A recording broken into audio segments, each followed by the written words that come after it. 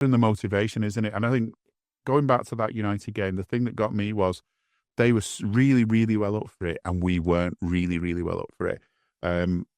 But talking about players being picked on, Trent got quite a bit of abuse, didn't he, over that game? And he's played better since, and he's had ups and downs. And there's been a lot of stuff said about him potentially going to Real Madrid.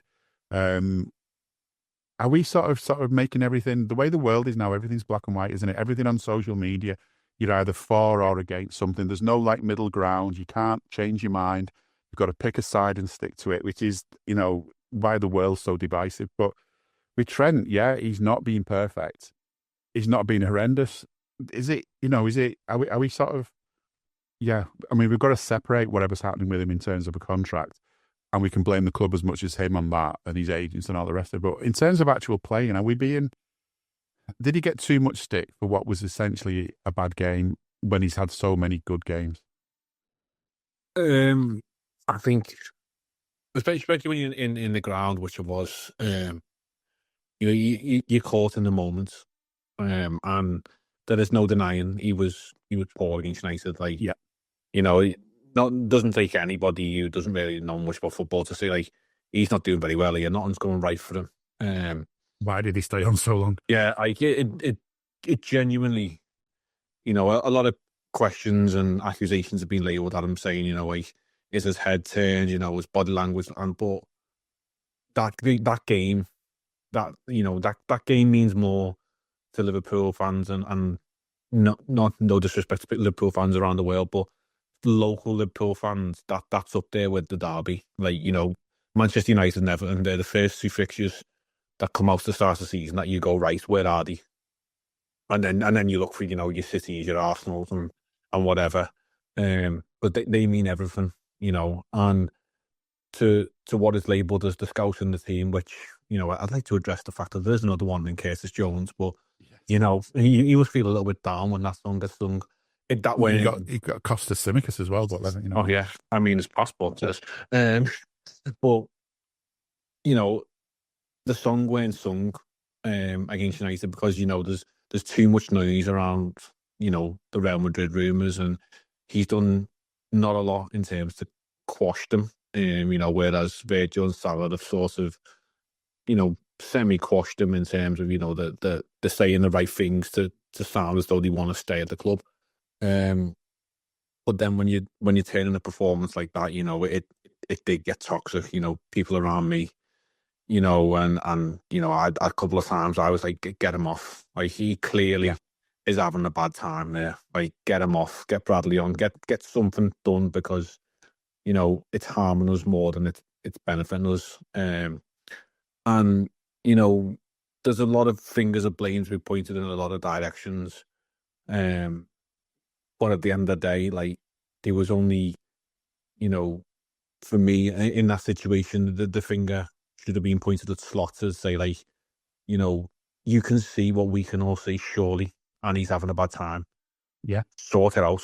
Like, get him off. Like, it's not going to get any better because it was getting worse as the game goes on. Just get him off. And then you see the stats that come out afterwards about, like, what was it?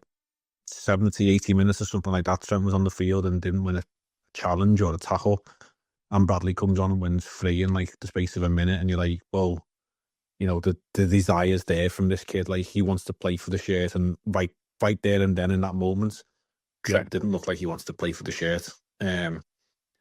And you felt Conor Bradley understood the occasion as well, which Trent should understand, but for whatever reason, he just wasn't at the races that day. Yeah, and like, people have bad games. We all know this, but it's all caveated with what's going on in the background. And I think now, as we've said, with middle of January, nothing's really happening in terms of incomings. Outgoings tends to be, a couple of loans, which we expect for a couple of youngsters and whatever. But then there's that massive, massive elephant in the room of the contract situation. And, with that elephant, it's draped with a big white robe that says Real Madrid on the back of it around Trent. And I think now we need to get to the point where the situation is just handled, much like the Klopp saga last year, where we didn't know Jurgen was on his way. until he announced it. But at least once he announced it, we were like, right, okay, we know we've got to the end of the season with this fella. Next season, we will move on, whatever it'll be, whoever it will be, we will move on. And I think now we need to know that with especially Trent. I think with Sarah and Virgil, they're a bit more mature in age, and I think it shows at times in their performances. They're quite able to literally switch on to game mode and say, right, for this 90 minutes or whatever. So, I'm going to put everything else out the room, and I'm just going to focus on the football. And they've been impeccable this season for us. With Trent, it does seem as though all the noise around him is possibly becoming a little bit distracting, and that's understandable. He's human after all. But if he's going to Madrid in the summer, whatever, like, everyone's got an opinion on it. But at least we know, right, we've got 4 or 5 months left with this guy.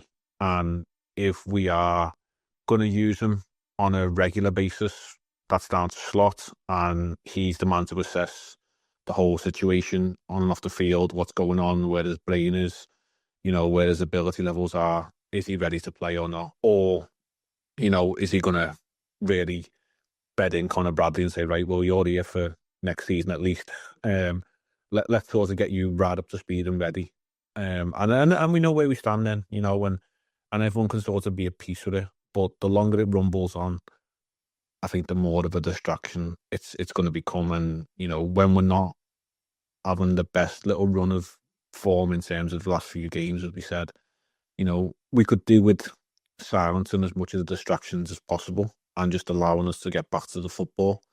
So yeah, there's a lot of things that need doing, but they seem just really quite easy to resolve in terms of, like, right, are they signing the contracts or not? Then we know where we go. Are we bringing players in or not? Then we know where we go.